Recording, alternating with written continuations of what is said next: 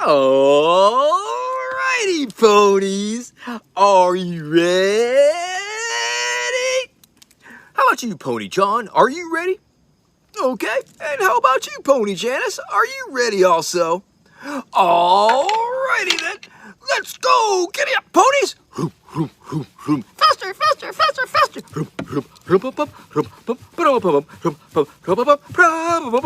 Whoa, ponies. Now kiss. Mwah, mwah, mwah. Aw, nice ponies. I like ponies. I hope you like ponies too. Excuse me, ponies. I need to get in here to do this cameo memorial. If you could just back off a little bit for a while, that would be great. Thank you, ponies. Alrighty, let's see. What do I need to do to get ready for my little show here? Oh, I suppose I should fluff out the beard, tuck in my hair so I look all respectable and all.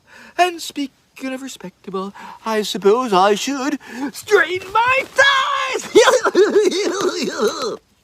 Yeah, let's see what else. Oh, I know. I should probably get my head on straight, if you know what I mean.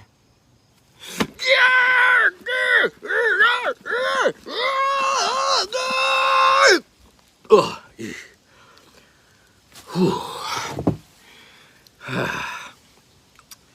that's better.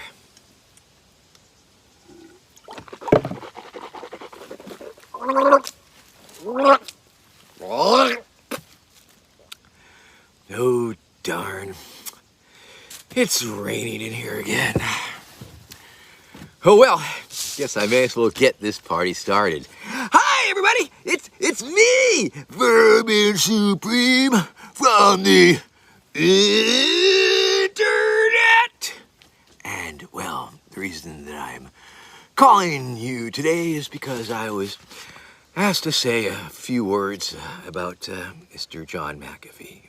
And, of course, here in America, we say anybody can run for president, which is indeed a fact. And, of course, in the Libertarian Party, anybody can seek the Libertarian Party nomination. And, of course, it is using these two facts to further our trajectory that myself and John's paths crossed several times throughout the 2016 and 2020 presidential election cycles.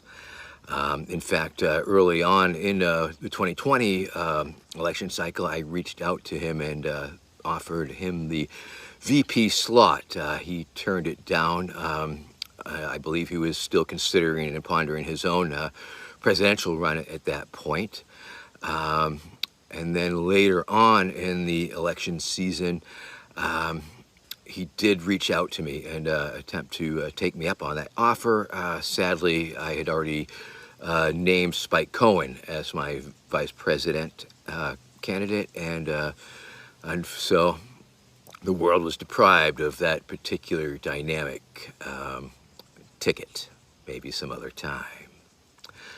Of course, you know, I've met him several times, and I think one of my favorite times seeing John in action was indeed during one of the debates. Of course, during the election cycle, when you're seeking a Libertarian Party nomination, it is very important that the candidates maintain this fiction that they will be running as if to win it, which of course is not a fiction, but the fiction being that they will be president, or that the candidate for the Libertarian Party has a chance at being the president.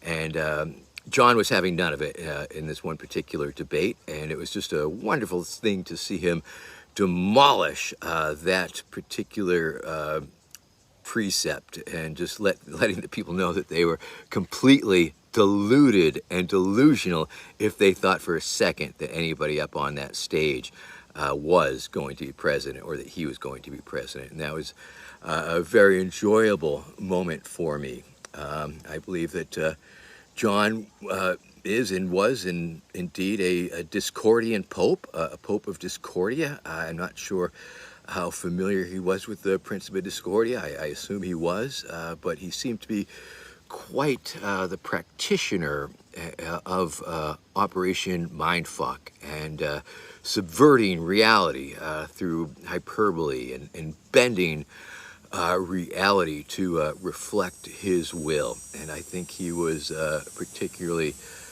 good practitioner of the concept. I often say that if one is going to live and become a larger than life persona, it certainly helps to be grounded. And I didn't know him well enough to know just how grounded he was, but he seemed to be mostly indeed. And the lessons that he left us, of course, living life to its fullest on one's own terms, consequences be damned.